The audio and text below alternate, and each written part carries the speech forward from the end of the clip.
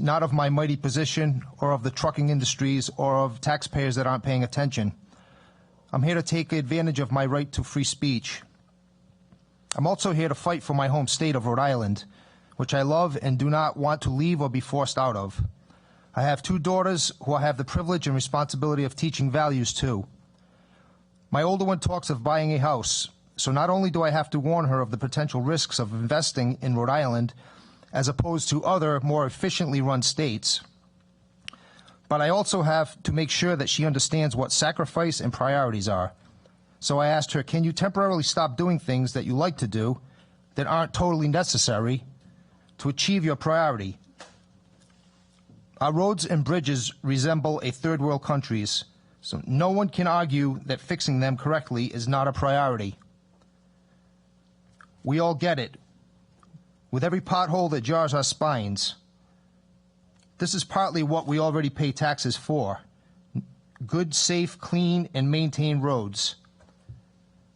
Not for our tax dollars to continually pour into the black hole called the general fund, never to be seen again. This state has an almost $9 billion budget, one that has exploded in a very short time. With this explosion, along with federal money, are things better for Rhode Island families and businesses? The answer is no. So now you want more money to be collected from a new tax called highway tolls, after you just increased every fee to drive in this state at the registry. Well, I have a question. How much of my money will you need to improve my life for me? Apparently $9 billion plus federal funds isn't enough. We don't have a revenue problem in Rhode Island. We have a management and ethics problem that will not address priorities, but instead steers us towards new schemes and scams. Rhode Island is like a ship lost at sea with its rudder named priority stuck and leading us into an iceberg. Our governor and speaker say that they are open to all ideas to fix our crumbling infrastructure, unless, of course, it means working to find already existing money being wasted or misused, or reprioritizing from our over-bloated, insane budget. I don't believe that we should even be considering another tax through tolls on our people. And no matter how you look at it, taxpayers will pay. Again, whether through the all-too-common revenue prediction shortfall, the trucking industry suing our state for unconstitutional behavior, added costs to goods, or all of the other possibilities that we have seemed to become used to. By not going through our budget with a fine-tooth comb to find the money to fix not only our roads but all of our state's problems, you, the elected representatives of our state, are telling us that every single thing that is being funded has a higher priority than our roads and bridges. To name just a few issues with apparently higher priority levels, in case we've forgotten: paying back for the failed 38 studios when we paid, I believe, somewhere around $5 million for an insurance policy to cover it. The endless barrage of needless political hires, hundreds of millions of dollars being funneled from state retirements to Wall Street, and we really don't know what it's for because it's a secret. Hundreds of millions of dollars a year to support illegal immigration and a sanctuary state status. And let's not forget the all-important calamari legislation. Sadly, these examples are only the tip of the iceberg and do show that the funds for our rebuilding our state have always been there, only misused. My mind can only wander when things don't make sense to me. Why is the hard-working middle class continually targeted, driven to the point of wanting to leave our homes? The Declaration of Independence states that the government derives its just powers from the consent of the governed. This means that government gets all of its powers from the people. The people set up the government does not rule the people. So I say that something of this magnitude needs to be voted on by the people, and it's very simple.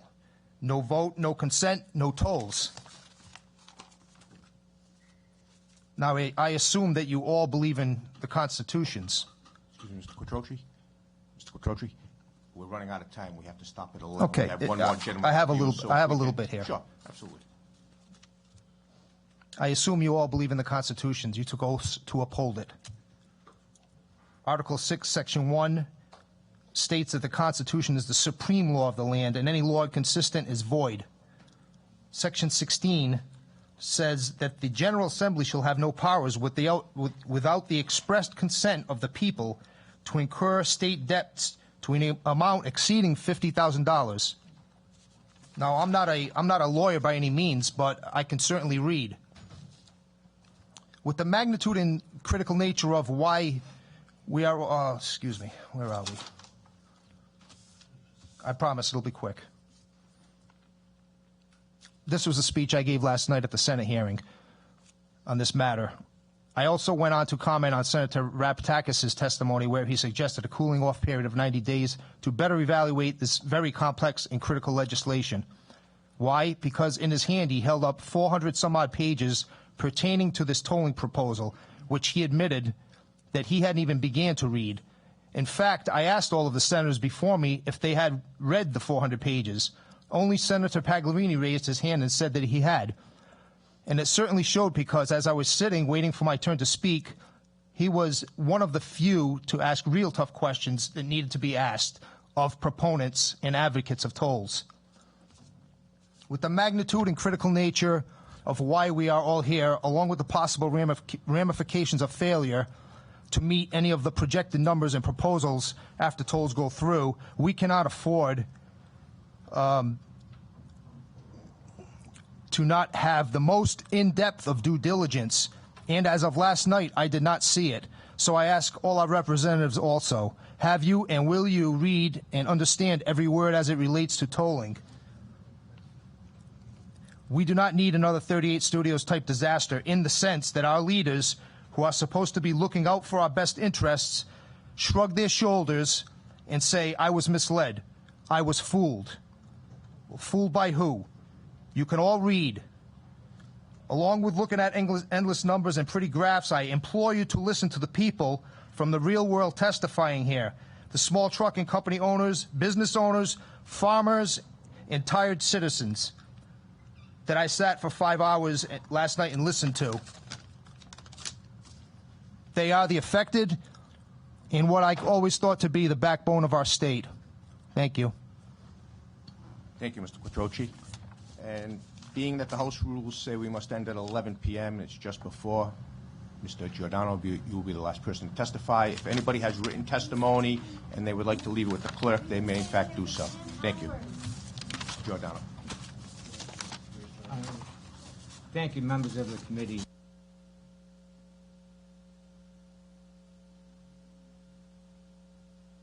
Not on.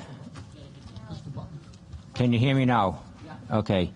Thank you for this opportunity to speak. My name is Joe Giordano. I am a professional engineer, and I am the president of a company called Gordon R Archibald Incorporated. We're located in Pawtucket, Rhode Island, and our company has been doing work for the Department of Transportation for over 40 years, so I'm offering another perspective from the design engineering community here this evening. We've conducted designs in all the major disciplines of highway, bridge, and traffic engineering, and as bridge engineers, of course, we've got a first-hand perspective on the condition, but that's not in dispute here. I testified before this committee last spring in favor of roadworks, and I'm here to testify again in favor of roadworks. A few minutes ago, you heard Pat Quinlan, the executive director of the Rhode Island Consulting Engineers, testify. Our company is a member of RICE, so I will try to avoid repeating things that Pat said. But I would like to take this opportunity to reinforce a couple of key points. One being, again, the basic need to repair our infrastructure and our bridges. Nobody disputes that. You heard Director Alvidi's presentation on that. And we all know the deterioration of our bridges just continues as we speak, steady and predictable for sure. The second point I would like to discuss is the one relating to funding. You heard Mr. Wolf say a little while ago that Rhode Island is not unique, and we are not. The federal aid program that's been Rhode Island has been so dependent upon for many years is not increasing as fast as it should to keep up with our infrastructure. So Rhode Island is not alone, just like so many other states in the country, working very hard to come up with a state component to the transportation program separate from the federal aid component, and the bill before you does that, and that is desperately needed. Every state throughout the country has to have a significant state component to their program over and above the federal aid. And finally, I want to offer a comment relative to the civil engineering design community. When it comes to carrying out this program, if this bill passes, I can assure you that our civil engineering community is ready to do our part on the design end. We will get the job done. We always do. Our industry has been flat for several years. We all look forward to building up our staffs and to being able to go down to URI and Roger Williams University and recruit those graduating civil engineers and help keep that talent right here in Rhode Island. I support this proposal. I urge this committee to do so. The kinds of bridge rehabilitations and replacements that have been discussed here tonight are desperately needed, and it truly is time to get started. Thank you for your attention. Excuse me, Mr. Giordano. Thank you for your testimony. Gentlemen, thank you. And I just received word we're going to suspend the rules tonight, and we're going to go after 11 o'clock, okay? So we will have more testimony.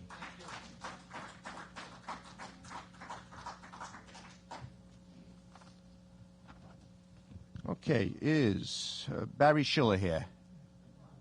Barry Schiller is gone. Is Jim Borden here tonight? Mr. Jim Borden? No?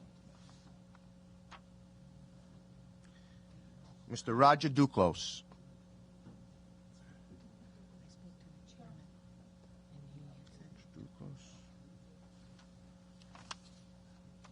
Robert Matteo? Gary Whitney? Susan Brown? Come on up, Mrs. Brown. Good to see you. Is that her? Yes. Okay. Oh, okay.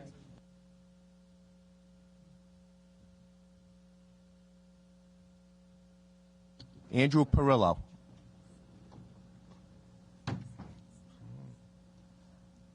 Stephen Williams.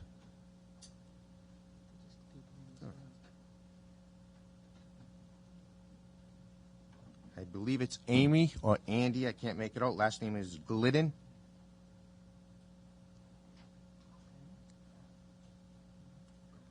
Mr. Randall Rose. I do not see. Here he is. He is here. Thank you.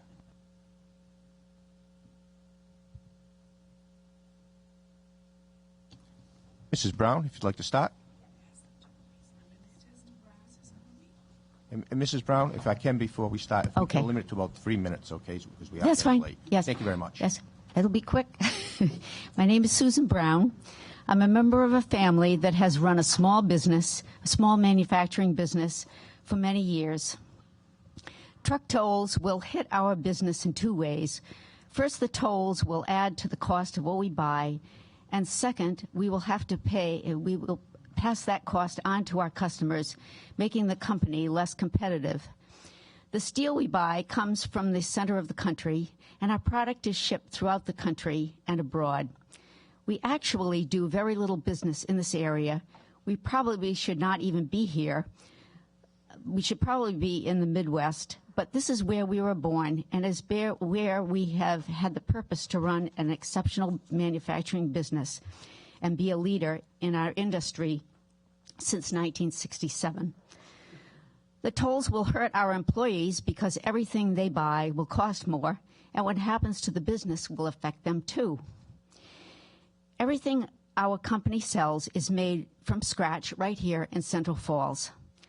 Our product is made with the dedicated talent and increasingly young workforce that wants to be here. They have their families here. Our company is doing the ideal thing in that it is producing goods to sell to other states and to bring wealth back to our state of Rhode Island. Rhode Island speaks continually of jobs, well-paying jobs, and jobs that require the latest in science and technology. We offer those jobs. Rhode Island will be burdening our business and other manufacturing businesses by imposing a tax, a toll on trucking. Thank you. Thank you, Mrs. Brown. Sir, you may begin. Yes. Randall? Randall, you may. Thank you, Mr. Chair, members of the committee. Sorry, I expected I'm going to be a relief to everybody here. I'm going to be the one person who has nothing to say about tolls. So I'm here to testify on the other bill that's up for the hearing, 7340. Sorry about that. We testified on that bill earlier tonight. Okay, thank you. Well, Wasn't it? Which bill was it? Was that Philippe's bill? No? Okay. Go ahead. Testify on that. okay. Okay. When they were taking names of witnesses to sign up, the sign-up sheets were for all bills combined. So Okay. Go ahead, sir. And I did try to write on there with 7340, but yes, this is a bill to create a special board to approve public-private partnerships, and it's and I'm opposed to this bill. Unfortunately, this bill for approving public-private partnerships lacks a lot of the safeguards that we're used to with other projects, and it requires that all these and I should say this is for public-private partnerships in the area of transportation, anything related to transportation, including RIPTA and other transportation-related facilities and services. The bill would automatically exempt any public-private partnership with transportation from not only local property taxes, but a lot of other taxes, and does not allow the municipality any input. So you could have municipalities deprived of property tax revenue when they don't have an opportunity to give their input. The usual requirements, a lot of the usual requirements are waived. There's a waiver of the Administrative Procedures Act. There's a waiver of conflict of interest requirements, and these public-private partnerships do not have to go to the lowest bidder. They can be awarded by any criteria whatsoever. Even innovative financing can be a reason for preferring a more expensive bid. So if there are several bids and one of them is judged to have more innovative financing, then let's award the deal to the one that bid higher but has more innovative financing. Since we saw what happened with 38 Studios, which was a classic example of what can go wrong in public-private partnerships, we should be especially wary of deals that have innovative financing. Innovative financing is not necessarily a good thing. It's something that deserves more oversight. When there's an unusual kind of financing for a deal, it deserves more oversight. But this bill says that the General Assembly would normally not have to approve any public-private partnership deal coming under this bill. And as I said, municipalities don't have any input either. And this bill can actually allows any body whatsoever, quasi-public, any state agency, municipal authority, to enter into public-private partnerships that can last as long as 99 years with no approval required from elected officials. So we could easily get stuck in a very costly and ill-designed deal because there's no oversight from elected officials, and there's no a lot of the standard safeguards are missing. I'm a member of RIPTA Riders Alliance, and a number of other members of RIPTA Riders Alliance were planned to come, but the hour's late, so they went home. But RIPTA Riders Alliance is opposed to this bill because it could allow privatization of bus services or bus-related facilities, and our experience with public-private partnerships has not been very good. We've just seen over the last couple of years that when services formerly provided by RIPTA were given instead to an outside company called Logisticare, the service quality went way down for the disabled people using these vans, and also the state ended up losing money. One big drawback of this bill. Yes, I'm almost done. One big drawback of this bill is that there's no requirement that these public-private partnerships will save the state any money. They could be more expensive than the state handling things themselves. So I would urge you to oppose this bill. Thank you.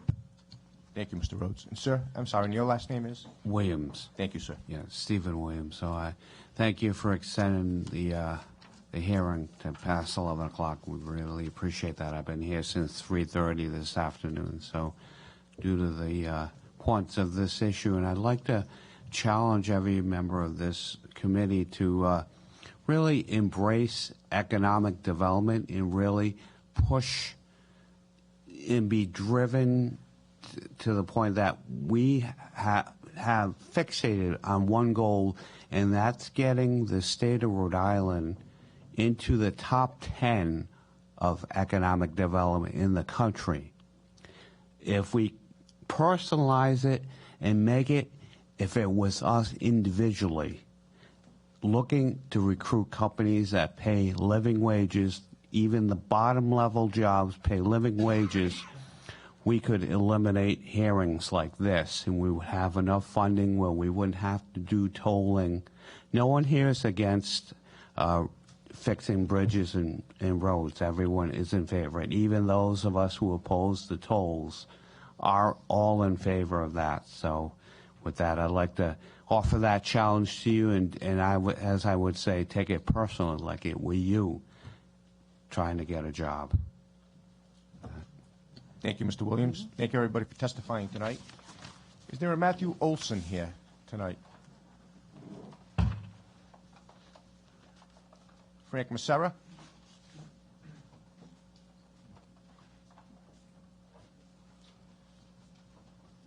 Dan Rhodes?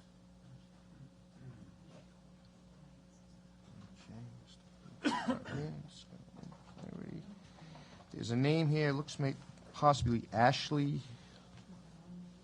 I don't know, you signed up on the top of page 4, number 1 on page 4. We can't make out this name. No? Okay.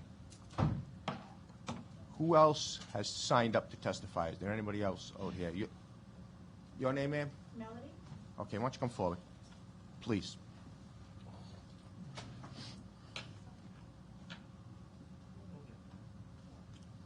Sir, you may begin. Frank Massera, eminent disposal. I'm also a member of the Rhode Island Trucking Association. I'm not going to beat a dead horse here. Here you go. Bush, I'm on. You're good, sir. I'm loud enough usually anyway. I'm not going to beat a dead horse here. We all know the bridges are crap. We all know they need to be fixed soon. What the whole problem is the funding. A lot of questions. Oh, they couldn't hear me before? Hey, I'm usually too outspoken. However, the funding here, I'm not going to go over a lot of points. There were some questions. We're saving money on the fuel. Yes, we are. What are we doing with that money? What are we doing with those savings? Oldest truck in my fleet, the newest truck in my fleet is 2010. I just bought a 2016. That's what I'm doing with my fuel savings. I'm investing in equipment. I'm a truck driver, and I just got a truck. I can assure you when they say, oh, just pay the tolls. You pay the tolls anyway. You drive up and down the East Coast. I just come from Texas. I drove all the way to Johnston, Rhode Island, where my business is located, paid $8 in tolls. So that's not always a big factor. The fuel tax, the diesel fuel tax, I do support. My trucks average around 25 gallons or so a day. A 10-cent tax on that is $2.50. I do 50 customers a day with that truck. I can spread that cost out. I don't have a problem with it. You could go to 20 cents a gallon, and I still could spread that cost out. I've heard all this testimony. What happens if this all goes down the toilet with this funding? You know what? Where's Plan B? You know what Plan B is? I'm your Plan B. I run Class 8 trucks, and I'm the next step down on the tolling list. Now I'm based in Johnston. There's going to be a tolling gantry and Plainfield Pike, one on 610, one on the bridge, the George Washington Bridge. That's 3 tolls, sir, for me to go to Johnston to Providence, and I do it many times a day. I go out of state often just to get to the other side of our state, Little Compton, Tiverton, out that way. I go through Massachusetts. I pay 3 governments for the privilege of driving that truck. I pay my heavy fuel truck tax annually. I pay UCR every 2 years. I pay my IFTA tax, which goes to the states I pass through. I pay my tangible tax, which goes to the town, and I have to pay town permits. If I get hit with tolling, now I got to pay the state twice. I'll be paying 4 times for the same truck going down the road to 3 different governments. You know where that leaves my business? Nowhere. I mean, we operate, and you've heard testimony, we operate on 4% margins, 5% margins. My grandfather said, you count the pennies, the dollars take care of themselves. I'll tell you a quick little story, and then I'll shut up. I was a little bid on a project to provide hauling on a DOT project. I put my container there. I'm a registered vendor. I'm in good standing with the Secretary of State. I carry $5 million in insurance. All my trucks are inspected legally, everything. They called up. They said, can you come get the container, Frank? I said, yes, I can. I said, do you need another one back? No. We were told not to use you anymore. Now, if you look at all these bridges, you only see that red, white, and blue container over there with a well-known name on just about every bridge project. Is that how we work with our citizens? Really? My business is up for sale if anybody's interested. I'm done with doing business the Rhode Island way. Thank you, gentlemen, ladies. Thank you, Mr. Massara. Melody? Thank you. My name's Melody Make-It, and my husband and I own M&G Trucking, located in Pawtucket, Rhode Island. We've been him and I are born and raised in Pawtucket. We started the business there 20 years ago. Tough time making it through the recession, but we survived and thrived and decided to expand the business 2 years ago.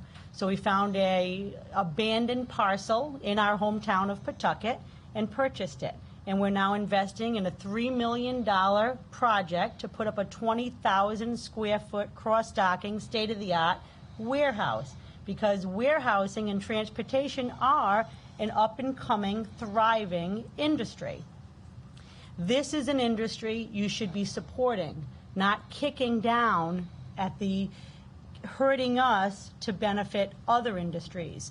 That Susan, who is up here from the Rhode Island manufacturing area, it was great to see someone here from manufacturing. She has jobs. I have jobs. There are jobs being created in Rhode Island, and we need your help to continue to grow and prosper. The tolling costs that we currently have, and we travel through almost all the states in the country, is about $1,200 per week. The estimated tolling cost or impact that this plan will have on my small company, we employ 43 people, so we are classified as a small Rhode Island company. The financial impact that this plan may have on us is about $2,800 per week. That's devastating to a small company. We don't have an extra expense to pay that. Other companies have testified that this will hurt them. Job Lot told you this will hurt them. This plan is going to hurt Rhode Island companies, Rhode Island employers, and as a result, Rhode Island employees. And for some reason, because it's a small percentage, it's an acceptable collateral cost. That shouldn't be the case. You should be supporting development in all industries and not at the expense of one. Thank you. Thank you. Melody, Mr. Olson? Can you hear me? Good evening. Oh, there we go. Sorry about that. Good evening. Thank you for letting me testify tonight. My name is Matthew Olson. I'm a fourth-generation excavating contractor in Rhode Island. My family goes back to Roger Williams, believe it or not. He's my great-great-great-great-grandfather, so we've been here a long time. I also represent the RICA, which is Rhode Island Independent Contractors. We're the other group that has most of the trucks. Our members are excavators, pavers, septic pumpers, asphalt people. We run the group, the Class 6, up to the Class 10 trucks.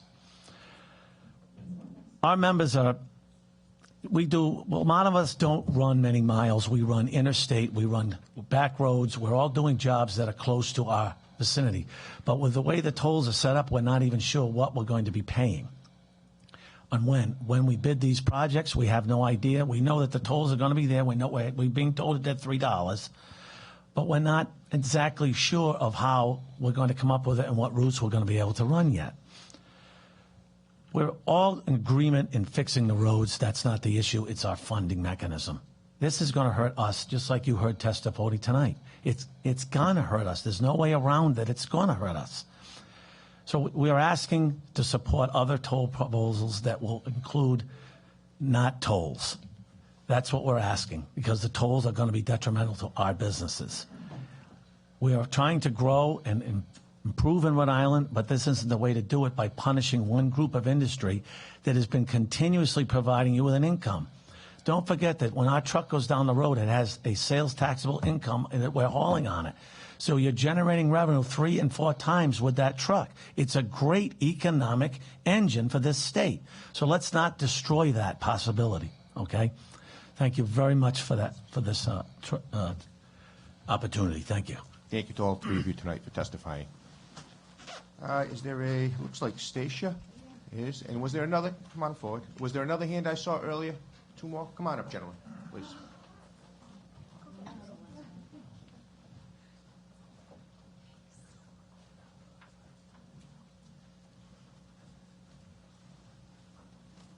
Did I say it correctly? Is it Stacia? Yes. Okay, and your name is, sir?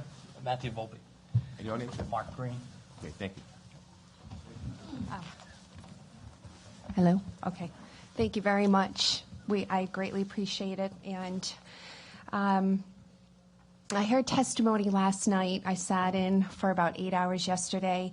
And the one thing that stayed with me was when I heard the story of a gentleman who had his own trucking business state that certain industries know that we're not in compliance with our weigh stations and we don't toll, and they know they can get away with things, and how they're loading up their trucks or their gasoline trucks, and that's imposing more burden and destruction on our roads. And I get that, but I think that we need to focus more on what we already have in place and enforce that, our weigh stations.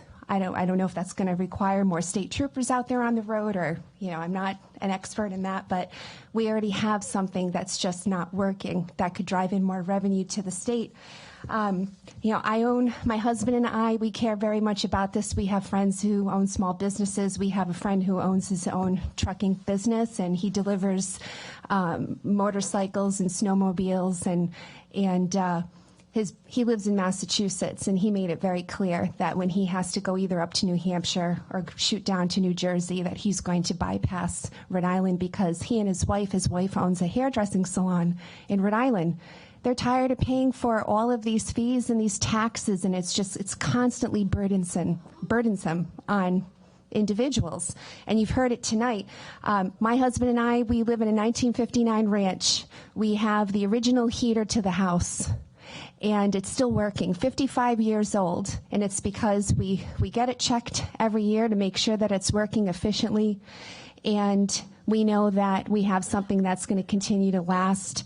I'm bringing up these examples specifically to let you know that, we like to pay off our bills, we like to save our money, and we put the money aside in case our boiler breaks down. We don't want to take out another credit card, and we don't want to borrow more money. My husband and I were very frugal. And I just wish that what we want to see is that the state operates the same way, because this is what we see as taxpayers. I grew up in Rhode Island, too. I'm thinking about the future, taking care of my parents. I just bought a new Jeep. My husband and I invest in Jeeps to get around. They're great driving over potholes, I can assure you. We give back to the American economy. We're buying Jeep. And I gave my 2003 Infiniti to my parents, and it's still running because I took care of it. And I said, here you go, Mom and Dad, so they wouldn't have to buy a new car. When I hear, I have an issue with the years and years of mismanagement at the Rhode Island DOT. And we know that. I know you said, they're coming in on their white horse, and all of a sudden everything's going to be wonderful. And, I see that, the governor proposed to save $1 billion from the Rhode Island DOT over 10 years. Well, when is this going to start? And why did we just give the Rhode Island DOT more money to their budget? We've given them $170 million more over the last 10 years, and that's all we see. Everyone's getting more and more, but why isn't anything getting fixed? I think these are fair questions, and we want to see our leadership thinking the same way. And I'm almost done. And I just wanted to say that my husband and I, we took a look at this, the Level 2 traffic collection report, the truck traffic count summary report.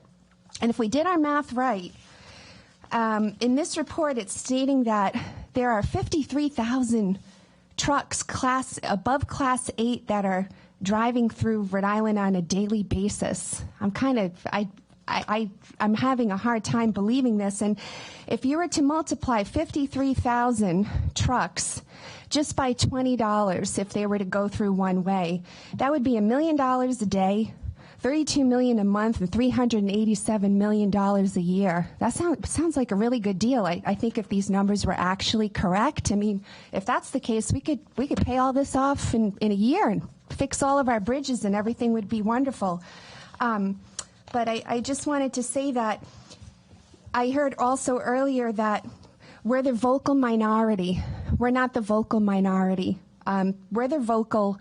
We may be the minority, but we're very loud. And I just wanted to let you all know that so far the towns of Burrillville, Narragansett, Coventry, Foster, Hopkinton, Portsmouth, Tiverton have all passed resolutions in opposition to these tolls. I'm personally working on the city of Warwick. And we have the towns of East Greenwich, Exeter, Gloucester, Little Compton, North Kingstown, North Smithfield, Richmond, West Greenwich, West Warwick are currently in the process of writing their resolutions in opposition to these tolls.